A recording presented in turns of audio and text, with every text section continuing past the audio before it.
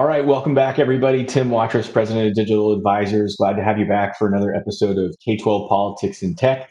As always, here with Kevin Gordon, President of Capital Advisors. Kevin, welcome. Good to see you. We got a lot of things that finally happened this week, Tim, so I'm looking forward to getting into this. We've been telling everybody it's coming, and here we go. We had a big week news-wise, so glad to dig into it. Yeah, let's start actually with districts are coming back to school. And there's a big news story out this week that Zoom had some problems with all the traffic that was hitting their network. And actually, no one's really said exactly what caused the crash. There were some outages on the East Coast due to weather and other things.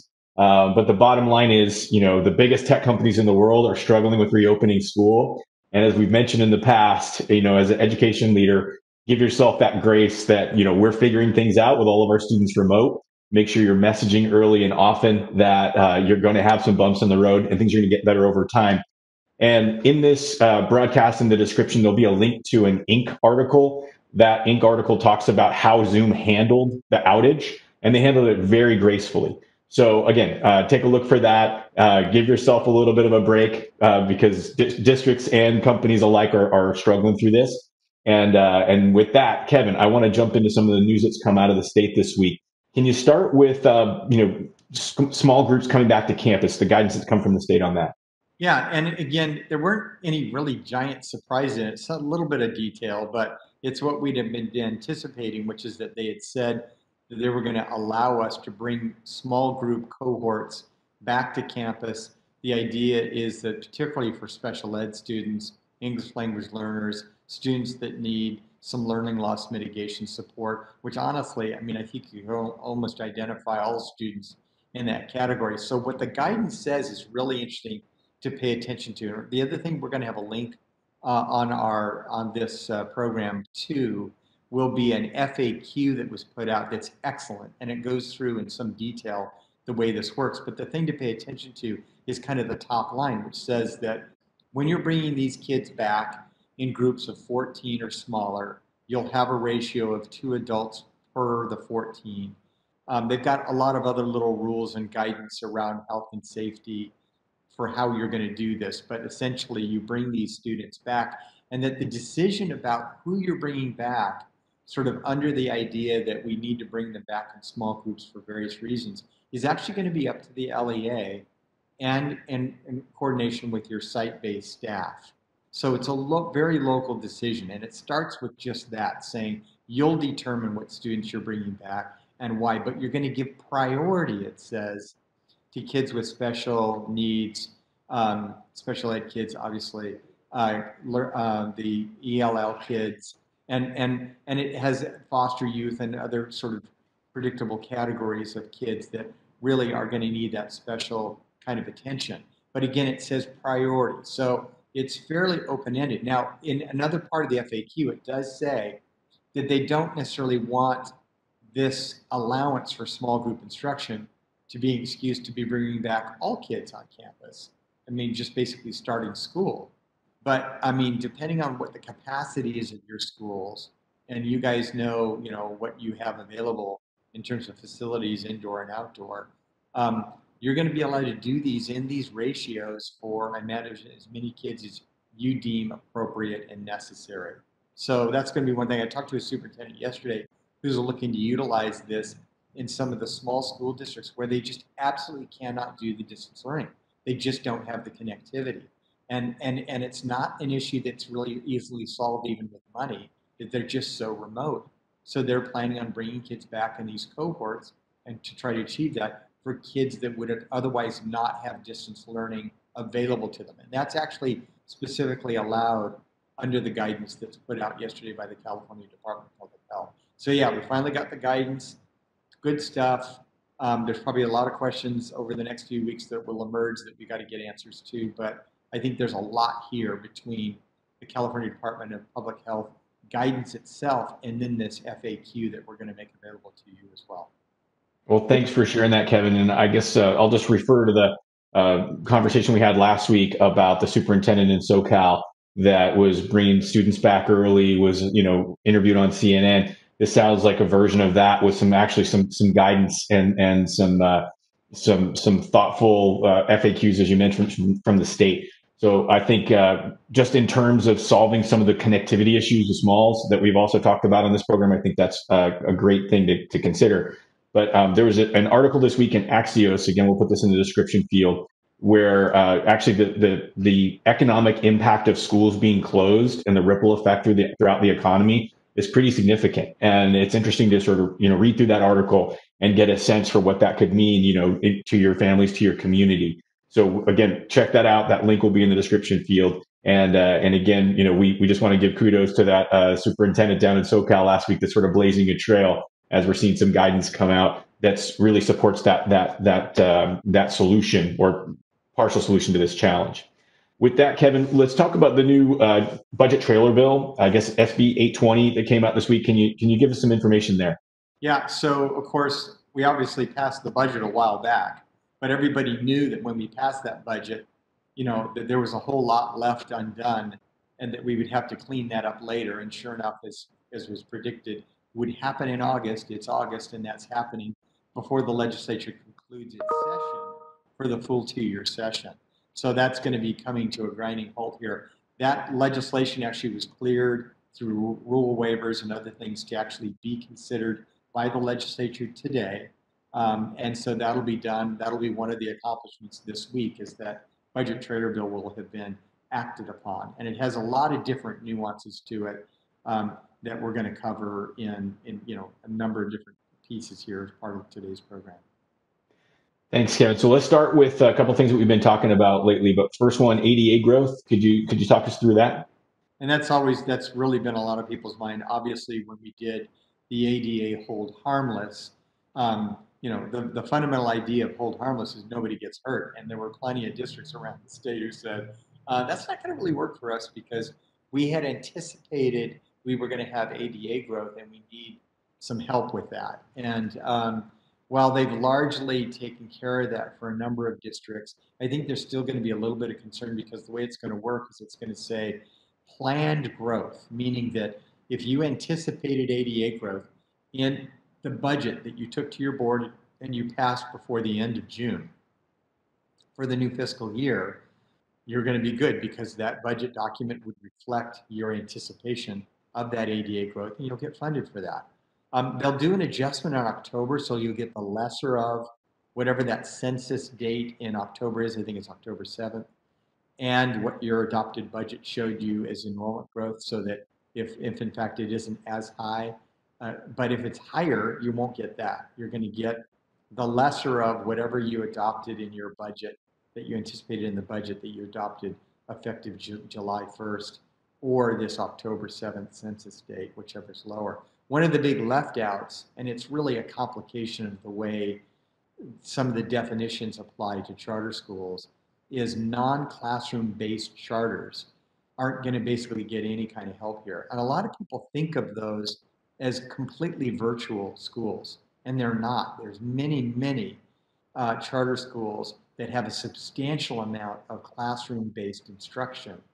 And I mean, very significant, as much as 50% or 60%. Even if you had 75% of your program was classroom-based, you'd be considered a non-classroom-based program for which you get no enrollment growth at all. That's a problem that came up in an informational hearing this week.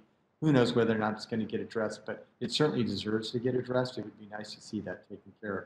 But otherwise, the idea of enrollment growth has been addressed to some extent. The other complaint that I've heard from some superintendents is that they intentionally were conservative in making their estimates about enrollment growth because we're in a COVID environment. So they if they had any idea that an anticipated enrollment growth that they think they actually really will receive, that they put in their budget, they might have put it in there. So this idea of that June 30 cutoff date is troublesome to some folks. But the staff and the legislature said, look, we're trying to be receptive to the idea of the growth issue, but we're also trying to contain it a little bit. And so we did the best we could. Again, who knows if there'll be any more debate about it? I think probably not. So that's their solution, and that's where we'll be moving forward. Well, thanks, Kevin. And another topic that we brought up is Williams compliance, access to information in this time.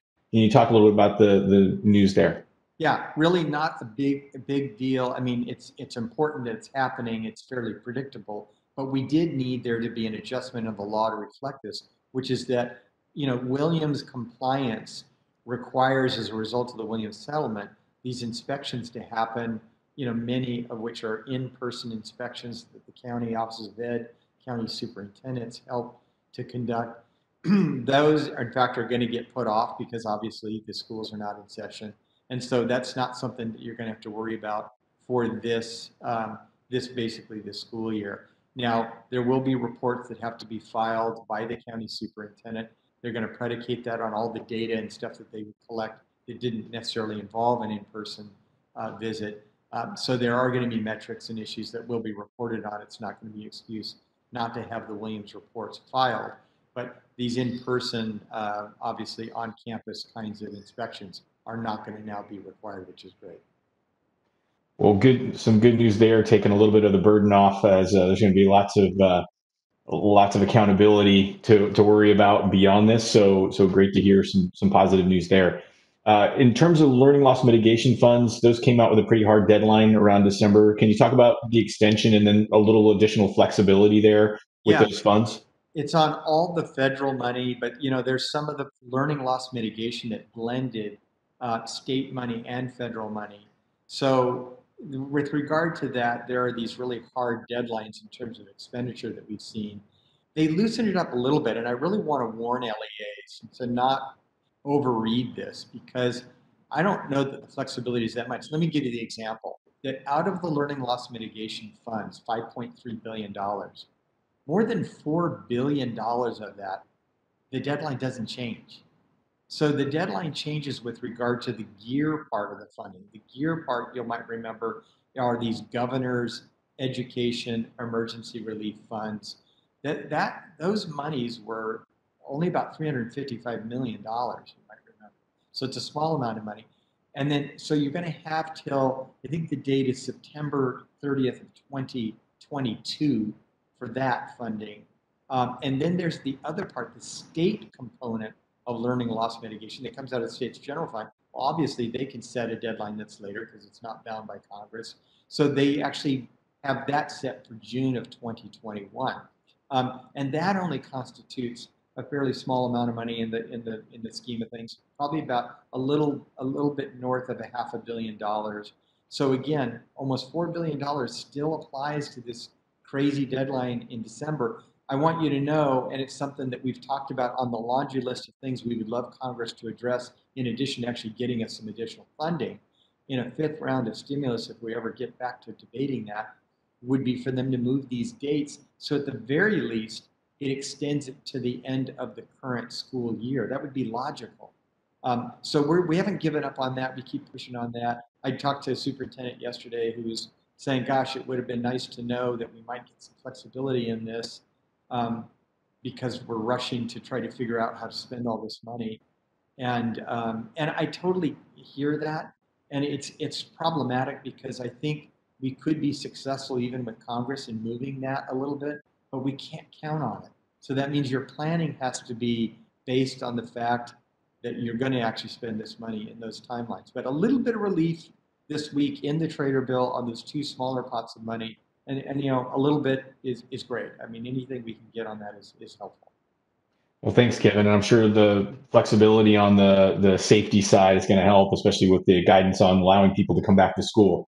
So whatever you were planning on, that cost itself might go up substantially. Yes, And that reminds me. sorry, please. Um, the other thing I forgot to mention is really important is they also broadened the use of these funds a little bit, so that you could, in fact, you kind of triggered that with me, that you can. It was not allowed that you could use the learning loss mitigation funds, $5.3 billion, for some of the things that you could use the initial round of CARES Act funding that districts got it was spread around the state based on Title One. Well, this chunk of money, which is a lot bigger, did not allow for health and safety expenditures. Now it does. So you're going to be able to, that's actually a pretty broad category. They make suggestions like PPE and other kinds of things, kind of quote unquote, such as, but when they say health and safety, it's a pretty broad category. I mean, this could be one of those things that opens up a lot of LAs were talking to me about, air handling and air quality that's in these classrooms and, issues with regard to, ventilation and all kinds of issues like that may now actually be part of the mix. So really important adjustment to that big pot of money that health and safety issues can in fact be part of those expenditures. Thanks, Kevin. Yeah, and obviously, as if we needed more things to deal with, the fires and the air quality is a great example of a way that you could try to leverage some of those funds right now. And we feel for all the folks that are dealing with the fires and have had to evacuate. We know that hasn't made this easier on you. So our thoughts go out to you there. With that, speaking of remote classroom and guidelines there, Kevin, and we know that there's been some modifications on that. Can you walk us through that, please? Yeah, this gets to an issue that you raised in a prior broadcast where we talked about, this pretty archaic statutory language, and it was really intended for something completely different. That said that you got to have the sign off, the express permission of a teacher or principal before you can do any kind of recordings of anything that happens in a classroom. So video or audio recordings just basically aren't allowed again unless there's that express permission. And we know that there's been some places that's been raised. I don't know how broad, widespread it's been, but about teachers basically saying that they didn't have to do distance learning because it required their express sign off. Well, this trailer bill solves that issue. It says no for asynchronous and synchronous types of purposes to make distance learning occur. That statute does not apply. So that idea of a teacher or principal sign off being required before you can run these distance learning programs, obviously with these recordings, is not required and in fact separated from this, which is I think really, really helpful. Thanks, Kevin. And I'll just remind everyone that we brought this up probably a month or so ago that this was going to be a wall that folks were going to hit because of those requirements. And the recommendation still stands. The recommendation, what we recommend to our clients on the tech side, is have opt-out policies rather than opt-in policies, where you have a general policy that addresses these types of issues. And then when people get to read those policies, they have the opportunity to opt out, and then you have a discussion with folks that choose to. In this case, the state's provided some air cover on a very important piece of this, distance learning angle that everyone is struggling right now, and that was the legality around recordings. So again, we just keep this in mind for other things as you're, modifying your policies to reflect the changes in today's world. Make sure that you really consider having an opt-out versus an opt-in. And with that, Kevin, I want to just talk about a very important aspect of coming back to school. We are reading new reports every week about big companies that were getting hacked and taken over. Basically, organizations having to pay the hackers to get their data back. And we didn't see a lot of schools involved in those stories. Big story last week about University of Utah having to pay a $500,000 ransom. They actually were able to recover their data because they had the technology in place to recover immediately. But unfortunately, the hackers had gathered enough information that was sensitive where they felt they had to pay to get that back. And that was a $500,000 price tag. Now, I'll just fast forward to this week. One of our clients, had a breach, and it wasn't a complete takeover, but the insurance company, basically was going to cover them up to $100,000 in remediation, and also they were recommended by the insurance company to basically spend $30,000 a month ongoing to solve this problem. And for a 3,000 student district, if you think about $30,000 a month over a 5-year span, that's a $2 million price tag. It's just like it's mind blowing the cost there. So yes, cybersecurity is important. And yes, that $100,000 can help to do some remediation. But you have to think about the remedy that's being proposed. Can you accomplish something similar for far less? And in this case, the answer was yes. So, we can't just throw a blanket statement down that's going to say, you're always going to be able to find something less than what's recommended from the insurance company in that case. But we want to say, make sure you're asking questions. If you need some help, find some cybersecurity experts to lean on. And then you can also, of course, our firm handles some of those things, but, groups like Site in the state of California are a wonderful resource for some of these pieces of information as well. So unfortunately, bracing yourself for what might come, in terms of cyber hacks, being insured is important, but make sure you're not just following those recommendations blindly, because it could be quite costly compared to other remedies that might accomplish something similar. And with that, Kevin, I just want to say, any final thoughts from you here on this week? I know we're going to have a lot more next week, but any final thoughts from you as we wrap up? One of the things I didn't want to get all into, but I just wanted to point people to, is on that advice this week from the California Department of Public Health also are a bunch of guidelines that are regarding what happens if you do when you're bringing kids back on campus and you actually get a kid or a staff member that ends up becoming infected with the coronavirus, and what steps are involved. And there's quite a bit of detail in the advisory. So look for some guidance there. I didn't want to get into it in detail, but it is there. So that's there and available for you as well. Well, thanks very much, Kevin. Yeah, it's been a busy week news wise. We'll look forward to some of unpacking this a little bit more next week. And I'll just say to everyone, want to say thanks for tuning in. Please take a moment, share this with your friends in social media. Add, like, share. Make sure you're subscribing if you haven't subscribed yet. But you are our marketing team. We appreciate you taking the time. And as always, please send any questions that you might have. We'll be able to address on future broadcasts. And Kevin, please have a great rest of your week, and we'll talk to you soon. Great. We'll be in touch.